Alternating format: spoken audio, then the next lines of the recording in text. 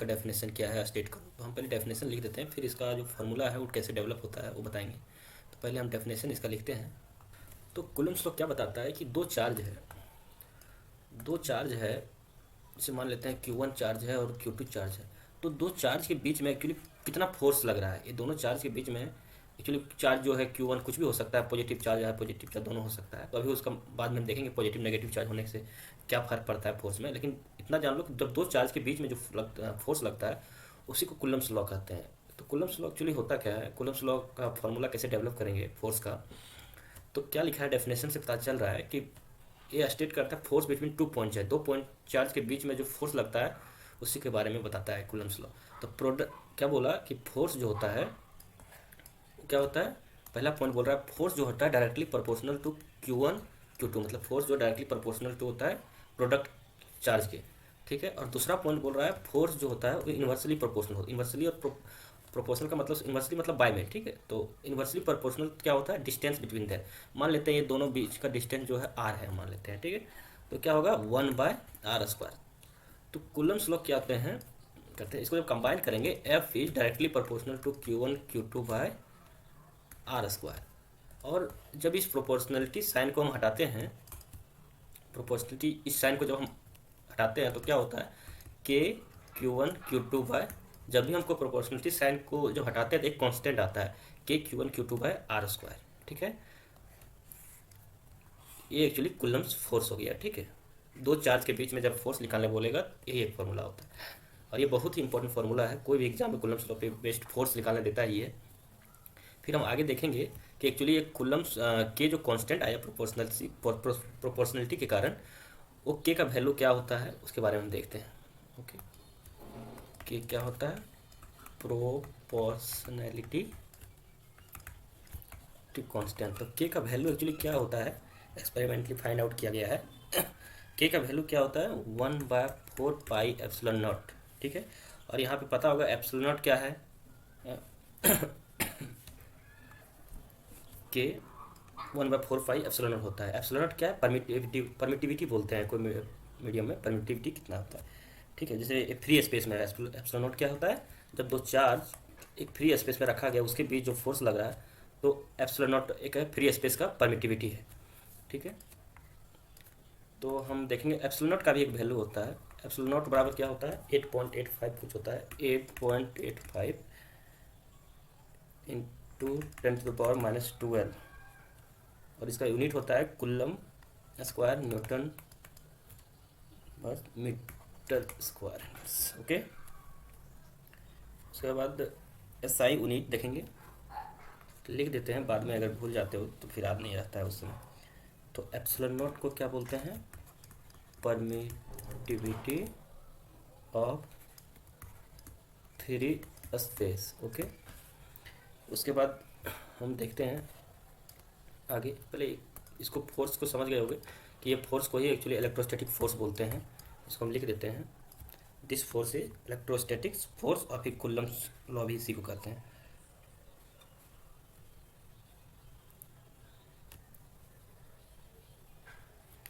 लिख दो, this is expression for electrostatic force. Okay, और इसी को कूलम्ब लॉ भी बोलते हैं। ओके, अब हम आगे देखते हैं, नोट करके लिखेंगे SI यूनिट क्या होता है। एक्चुअली जो एप्सिलॉन नॉट होता है परमिटिविटी ऑफ फ्री स्पेस का, जो ये जो SI यूनिट है coulomb square newton inverse metre. SI unit of epsilon not coulomb square metre square. Okay, अब हम आगे देखते हैं, ये जो है के कांस्टेंट प्रोपोर्शनलिटी कांस्टेंट 1/4πε0 है, उसका वैल्यू कितना होता है। इसको जब सॉल्व करोगे 8.85 इंटू 10⁻⁻12 डाल के जब सॉल्व करोगे तो आता है 9 इंटू 10⁻⁹ 9 इंटू 10⁻, ये होता है पॉजिटिव में 9 into 10⁹। Okay, 9 into 10⁹ newton metre square coulomb square. ये इंपॉर्टेंट है, फार्मूला में डायरेक्ट यूज करोगे के जगह पे, तो इजीली सॉल्व करने के लिए। ओके, अब हम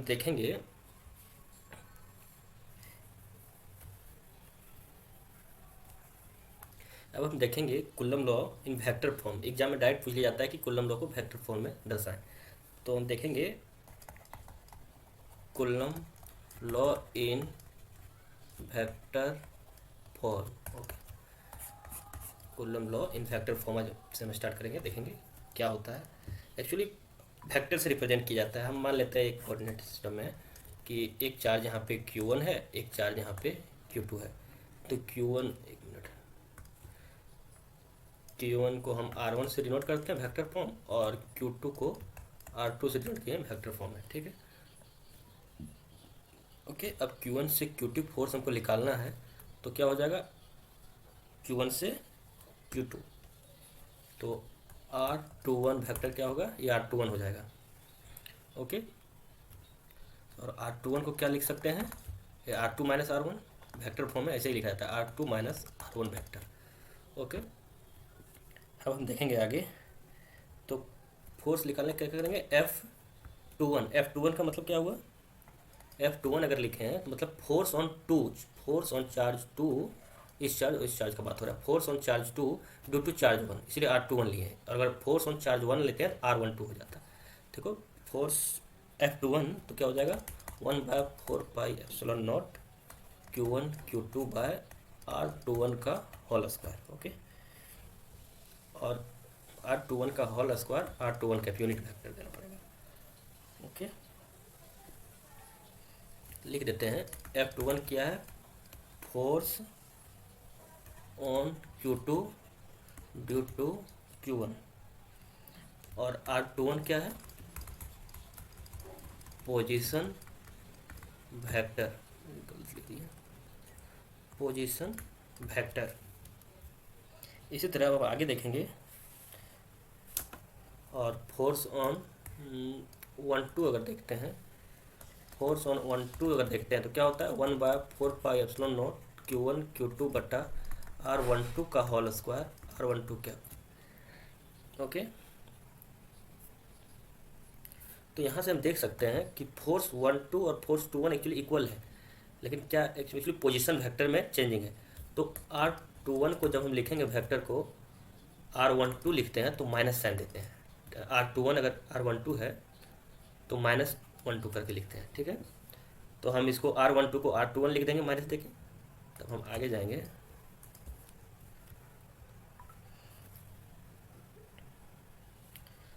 तो क्या होता है, फोर्स दोनों का एक्चुअली इक्वल होता है, मैग्नीट्यूड जो होता है फोर्स का, F21 बराबर F12 माइनस में, फ्रॉम इक्वेशन 1 इक्वेशन 2 से हम देख सकते हैं।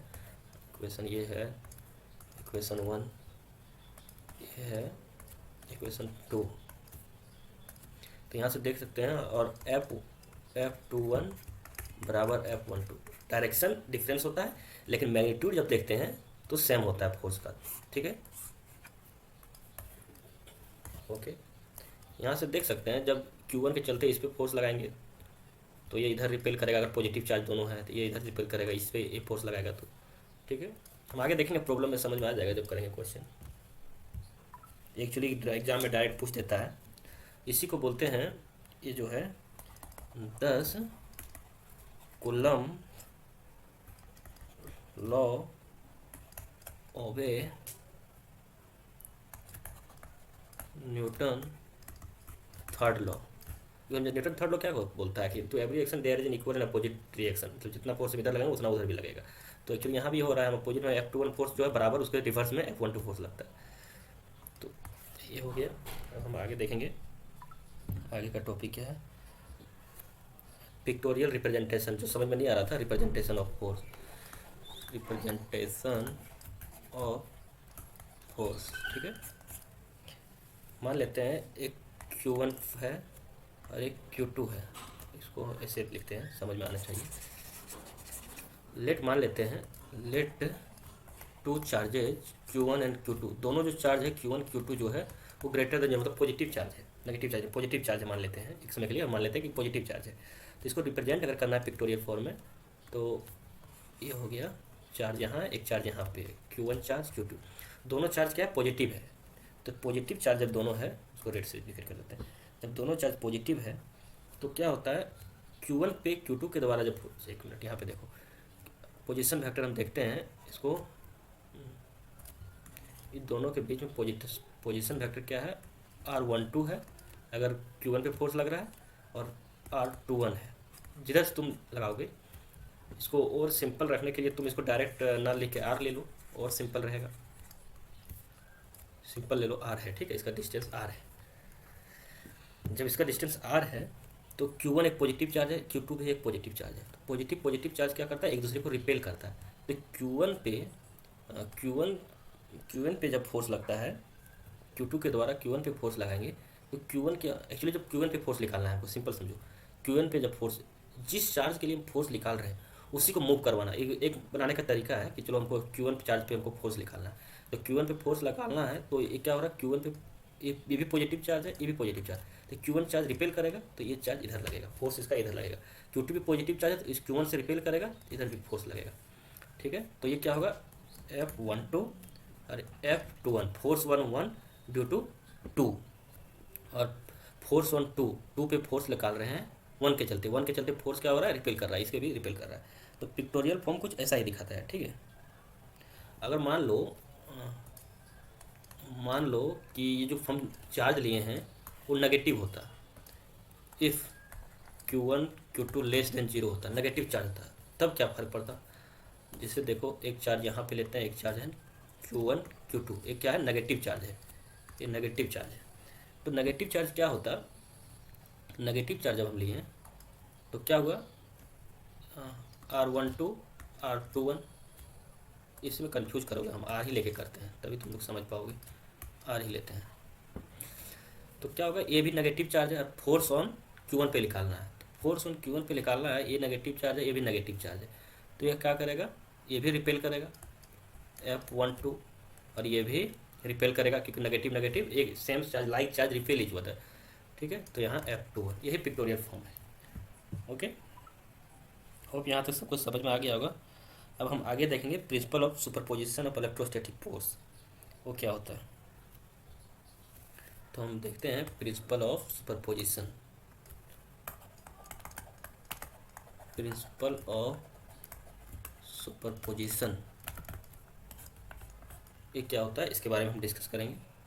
प्रिंसिपल ऑफ सुपरपोजिशन क्या करता है कि एक लार्ज नंबर ऑफ चार्ज है, तो लार्ज नंबर ऑफ चार्ज है तो एक पॉइंट चार्ज को ले लेते हैं Q1 चार्ज, तो Q1 चार्ज में कितना फोर्स लग रहा है और जो चार्ज है उसके चलते उसी का जो वेक्टर सम हम करते हैं उसी को प्रिंसिपल ऑफ सुपरपोजिशन कहलाता है। हम बताते हैं आगे जब हम सॉल्व करेंगे समझ में आएगा प्रिंसिपल ऑफ सुपरपोजिशन किसे कहते हैं। पहले हम इसका डेफिनेशन लिख देते हैं फिर हमको आगे समझ में आएगा क्या होता है। वही जब फोर्स हम फाइंड आउट करते हैं कोई चार्ज पे, जैसे large number n number of charge है तो n नंबर ऑफ चार्ज में कोई एक चार्ज को हम पकड़ते हैं, उस चार्ज पे एक्चुअली टोटल कितना फोर्स लग रहा है ऑल अदर चार्ज के चलते, उसी को सुपरपोजिशन थ्योरम कहते हैं। तो और इंडिविजुअल जो एक दूसरे के फोर्स, जैसे Q1 और Q2 को फोर्स निकालें, Q1 और Q3 पे फोर्स निकालें, और तो एक दूसरे को फोर्स जो निकाल रहे हैं वो अफेक्ट नहीं करता है प्रिंसिपल ऑफ सुपरपोजिशन थ्योरम में। तो देखते हैं आगे इसको जब हम बनाते हैं कि मान लेते हैं एक चार्ज है n नंबर ऑफ, एक यहाँ पे मान लेते हैं एक Q1 चार्ज है, ठीक है। इसको सिंपली हम सॉल्व करने के लिए Q1 चार्ज है, Q2 मान लेते हैं, सिंपली Q1 चार्ज है, Q2 चार्ज है, यहाँ पे Q3 चार्ज ले लेते हैं, Q4 चार्ज ले लेते हैं, ठीक है। को इसको अच्छे से बनाते हैं तब समझ में आएगा आसानी से। क्या करते हैं हम लाइन क्लिक कर देते हैं, ठीक है। Q1 charge, Q2, Q3, Q4 इतना ही सॉल्व करते हैं तो बहुत लंबा हो जाएगा। तो जैसे Q1 चार्ज है तो Q1 पे फोर्स लगेगा एक समय के लिए, हम मान लेते हैं Q1 Q2 Q3 सब जो है पॉजिटिव चार्ज है, ओके, ये सबको हम पॉजिटिव चार्ज ले लेते हैं। तो Q1 चार्ज पे यहाँ पे देखो Q1 पे जो फोर्स, इसको लंबा करके लिखेगा नहीं हो जाएगा, छोड़ दो। जब Q1 पे फोर्स निकालना है Q2 के कारण तो क्या होगा, ये चार्ज क्या हो रहा है, इधर फोर्स लगा रहा है, ठीक है, F12, क्योंकि फोर्स किस पे निकाल रहे हैं Q1 पे फोर्स निकालना है Q2 के चलते, तो उस पर कितना फोर्स लग रहा है, फोर्स ऑन 1 ड्यू टू 2, तो ये क्या कर पॉजिटिव चार्ज है, ये पॉजिटिव चार्ज है, ये रिपेल कर रहा है, Q1 इधर आ रहा है, तो इससे ये पॉजिटिव चार्ज है, ये भी पॉजिटिव अगर है तो एक दूसरे को रिपेल करेगा। और हम फोर्स किस पे निकाल रहे हैं Q1 पे, और हम जैसा पता है जिस पे फोर्स लगाते हैं उसको मूव करना, तो फोर्स किधर लग रहा है, क्योंकि ये Q2 इसको रिपेल करेगा, तो फोर्स F12। और इसका पोजीशन मांग लेते हैं F21, F12 1 पे निकाल रहे हैं ना, हाँ। तो इसका पोजीशन वेक्टर R12। अब इसे इसी तरह Q1 पे फोर्स निकालना है Q3 के कारण। तो Q3 पे एक पॉजिटिव चार्ज है, तो ये भी इसको रिपेल करेगा Q1 को, तो यहाँ पे आ जाएगा F13 और ये पोजीशन R13। इसी तरह यहाँ पे एक फोर्स निकलेगा इस Q4 के कारण। अब Q4 पे पोजीशन वेक्टर R14 और F14। देखो अब क्या करेंगे, इस सबको वेक्टर सम कर देंगे, उसी को सुपरपोजिशन थ्योरम कहते हैं। हम निकाल देते हैं, लिख देते हैं लैंग्वेज भी, जिससे आसानी हो तुम लोग को। फिर निकालेंगे let force on Q1 due to Q2। Okay, तो F12 वेक्टर फोर्स है, वेक्टर फोर्स ले रहे हैं। F12 बराबर 1/4 pi epsilon not Q1 Q2 bye R12 है पोजीशन वेक्टर इसका, R12 का स्क्वायर और R12 का यूनिट वेक्टर। ओके, उसकी इसी तरह सिमिलर वे में force on Q2, force on Q1, sorry Q2 नहीं Q1, force on Q1 due to Q3। Okay, तो सिमिलर हो जाएगा F13 बराबर 1/4 pi epsilon not Q1 Q3 bye R13 का स्क्वायर R13 कैप। ठीक है, अब force on Q1 due to Q4, तो इफ F14 निकालेंगे factor form 1/4 pi epsilon not Q1 Q4 by R14 का स्क्वायर और R14 कैप। ठीक है, ये ब्रैकेट है। अब हम आगे क्या करेंगे, वेक्टर सम कर देंगे। वेक्टर सम करने के लिए नेट फोर्स क्या होगा वो निकल जाएगा। तो according to superposition theorem, according to superposition theorem क्या करेंगे, नेट फोर्स निकालना है। F1 कर देते हैं नेट फोर्स को, इस टोटल फोर्स कितना निकल रहा है नेट फोर्स, तो F12 vector, F12 F13 vector, F14 vector. ये n चार्ज अगर लेते हैं हम सुपरपोजिशन थ्योरम में, या Q4 लिए, इसी तरह यहाँ पे Q5 लेंगे, इसी तरह n नंबर ऑफ चार्ज लेते हैं, तो यहाँ पे क्या आ जाएगा, प्लस F14 हो जाएगा। ठीक है, इसी तरह जब करेंगे F1n कैप वेक्टर। ठीक है, अब हम क्या करेंगे, वैल्यू जो मेरा आया था, क्या आया था 1/4 पाई एप्सिलॉन नॉट, तो सब में कॉमन है, तो हम 1/4 पाई एप्सिलॉन नॉट पहले ही बाहर निकाल लेते हैं, और Q1 भी सब में कॉमन आएगा, तो Q1 हम पहले बाहर निकाल लिए, तो मेरे पास बचा क्या, Q2 बाय R12 का स्क्वायर और यूनिट वेक्टर है, प्लस इस तरह Q3 बाय R13 का स्क्वायर और R13 कैप है, प्लस Q4 बाय R14 का स्क्वायर R14 कैप, और सिमिलरली है dot dot dot Qn by R1n charge है, तो n square by R1 cap. Okay, इसको लिख देते हैं अच्छा से, नहीं बोलोगे फिर दिखाने, इसको थोड़ा मूव कर देते हैं, R1n कैप। ओके, ये डॉट डॉट डॉट है।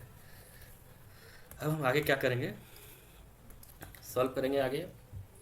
ओके, तो हम इसको सुपरपोजिशन थ्योरम में करने के लिए F1 नेट फोर्स है, एक Q1/4 पाई एप्सिलॉन नॉट तो सब में है, तो यहाँ पे क्या दिख रहा है, Q2 Q3 Q4 मतलब 1 2 3 इसे बढ़ते जा रहा है, Q2 Q3 Q4। ओके, और R12 R13 R14 ये भी बढ़ते जा रहा है, 2 3 4 सेम है, यहाँ पे भी 2 3 4, तो हम इसको लिख सकते हैं समेसन देके, समेसन i बराबर 2 से स्टार्ट करते हैं, i बराबर 2 से n तक गया है, तो यहाँ पे Qi दे दिए, तो Qi दे दिए, तो जब हम i बराबर 2 पुट करेंगे तो Q2 हो जाएगा, इसी तरह i बराबर 3 करेंगे तो Q3 हो जाएगा। समेसन तो समझ में आ रहा है ना, समेसन n है, इसको समझना जरूरी है। अगर समेसन n है तो क्या लिखेंगे, समेसन n i बराबर 1 से 5 है, तो क्या करेंगे 1 + 2 + 3 + 4 + 5, ऐसे होता है समेसन, मतलब समेसन का मतलब सम ही होता है। ठीक है, तो आगे अब देखेंगे R12 को हमको करना है, तो R1 तो कर सही रहे, पहले R12 को कर देते हैं, R1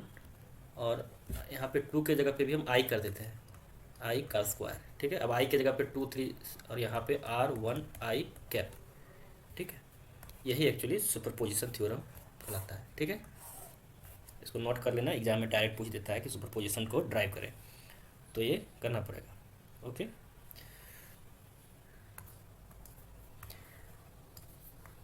हम एक क्वेश्चन करते हैं कॉलम लॉ पे, एग्जांपल है एनसीईआरटी का।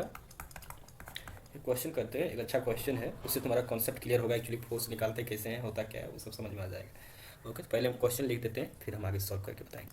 क्वेश्चन क्या कर रहा है, कह रहा है वो समझते हैं। पहले क्या बोल रहा है, तीन चार्ज है, Q1 है, Q2 है, Q3 है, जो कहाँ रखा हुआ, equal to Q, Q1 Q2 Q3 जो इक्वल टू Q है, at the vertices of an equilateral triangle. ठीक है, Q क्या है, वो पॉजिटिव है कि नेगेटिव है तो मेंशन नहीं किया है। Consider charge to Q side, what is the force charge Q। ठीक है, लाइक चार्ज है, सेम चार्ज है, Q है। तो vertices of an equilateral triangle of side L, तो हम पहले ड्रॉ कर लेते हैं डायग्राम, तब तुमको समझ में आएगा क्वेश्चन की एक्चुअली क्या कर रहा है। तो एक इक्विलेटरल ट्रायंगल दिया हुआ है, यहाँ से बेटर है हम यहाँ से निकाल लेते हैं। ये देखो,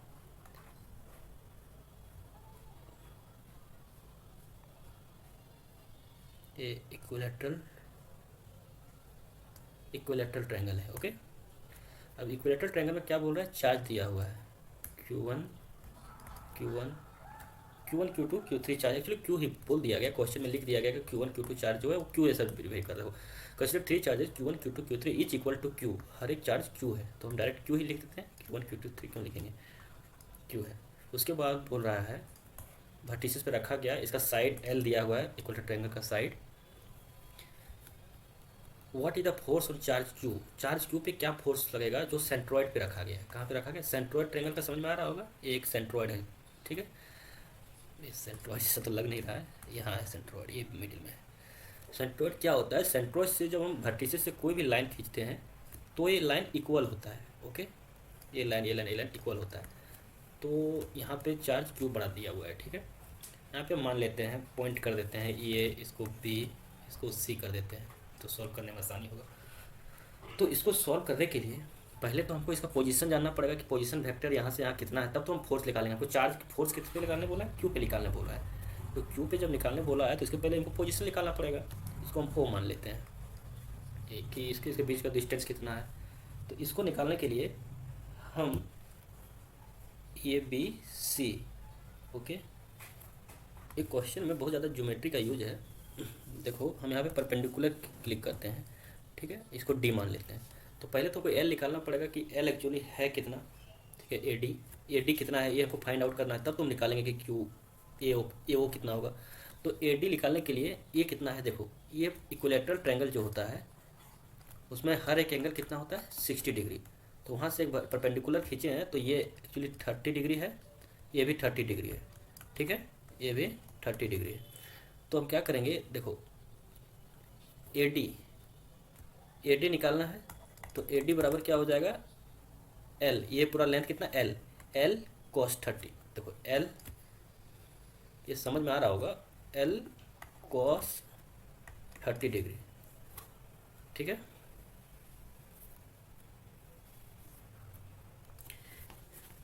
देखो ये L cos 30 डिग्री कैसे हुआ वो समझना जरूरी है, ज्योमेट्री है। इसे मान लेते हैं इसको समझाने के लिए कि एक ट्रायंगल है। ओके, यहाँ पे मान लेते हैं एक 30 डिग्री है, 30 डिग्री है, इसको हम L मान लेते हैं। ठीक है, अब हम क्या करते हैं कि जिधर 30 डिग्री जैसे एंगल है 30 डिग्री, तो इसका परपेंडिकुलर तो है, जिधर एंगल है उधर जब टूटता है L को कंपोनेंट में तोड़ते हैं तो L cos 30 डिग्री हो जाता है, इधर L sin 30 डिग्री होता है। सिमिलर वे में इधर से हम तोड़े 30 डिग्री है तो L cos 30 डिग्री। तो AD का वैल्यू क्या, cos 30 कितना होता है, √3/2। तो क्या हो जाएगा, AD का वैल्यू √3/2L। उसके बाद ये भी जानना जरूरी है, जो AD है, सेंट्रॉइड जो है, काम नहीं कर रहा है, एक मिनट,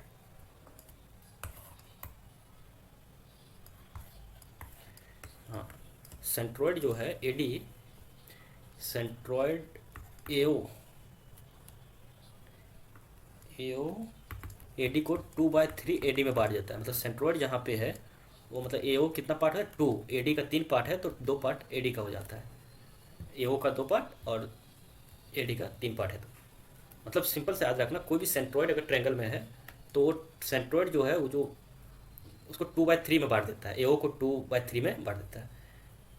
तो AO कितना होता है, 2/3 AD का हो जाता है। AD का लेंथ अगर मान लो L है तो ए ओ कितना होगा 2/3L। ठीक है, सिमिलर वे में। तो यहाँ से देखो हमको मिल जा रहा है कि डिस्टेंस कितना निकल के आ रहा है। तो यहाँ से देखो हमको निकालना क्या था, ए ओ कितना होता है, ओ बी कितना, ओ सी कितना होता है। तो यहाँ से क्लियर हो गया, यहाँ से क्लियर हो गया ए ओ बराबर ओ बी बराबर ओ सी बराबर कितना होगा 2/3, और लेंथ ए डी का लेंथ कितना है, ये देखो √3 ए डी का लेंथ यहाँ पे जो फाइंड आउट किया √3, कि ए डी का 2/3 है वो ना, सेंट्रोइड यही कहता है ना 2/L। तो 2 से 2 कट गया और √3 से 3 कटेगा तो L/√3। ओके, अब हम फोर्स निकालेंगे। अब फोर्स निकालने के लिए यहाँ पे तुमको हम फिर से बना के दिखा देते हैं। क्वेश्चन थोड़ा कॉम्प्लिकेटेड है लेकिन ठीक है।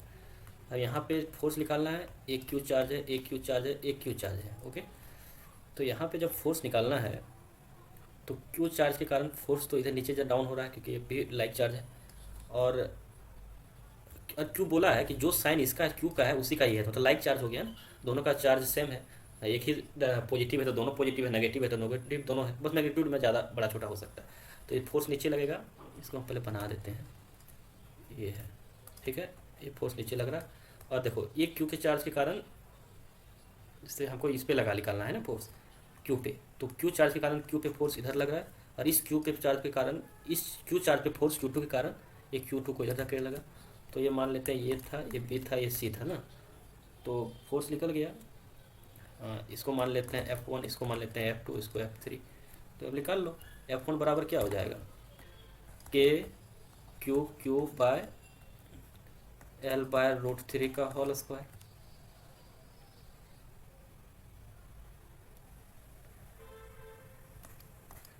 और तीनों चार्ज सेम है क्योंकि दोनों में क्यू क्यू के बीच में ही फोर्स लगाना है, तीनों चार्ज एक्चुअली लाइक है, तो तीनों चार्ज सेम ही होगा, फोर्स जो है तीनों सेम ही होगा क्योंकि चार्ज सेम है।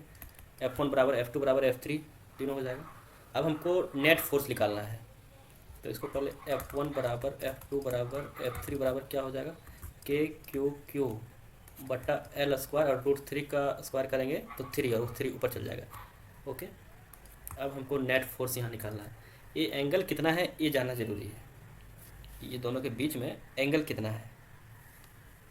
ओके, एक्चुअली तो निकालने क्या बोला था, क्या निकालने बोला क्वेश्चन में, what is the force on charge Q placed at the centroid of the triangle. Okay, अब रिजल्टेंट हम निकालेंगे, F3 और F2 का रिजल्टेंट क्या होगा, F3 और F2 का रिजल्टेंट अप जाएगा ऊपर की ओर, और ये F1 नीचे की ओर।